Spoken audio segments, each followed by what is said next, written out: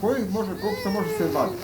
Taj koji je sad kupio od ovog kriminalca koji je zatvoru, koliko se može da se vadi da je on tu nevina stranka?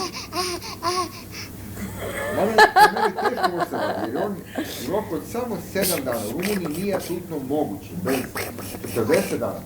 U njenoj državi ne može to misliti, možda imaš toliko. Rumunija ima taj, po meni, bolji Jovan jede hleb, Jovan jede hleb. Moraš da platiš sve poreze, sve takse, sve neke dozvole, znači ti ne možeš da završiš u stanu.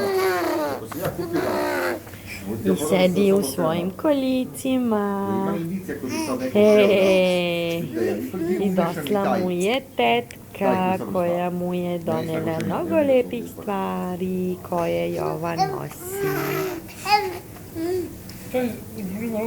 To je naša Džisi, to je naša Džisi sa lepom paš frizurom i naš teća Vesat i naš tata Zoki. A inači, onaj mogući rezultat, ja treba da težim je mama! iz knjige postane.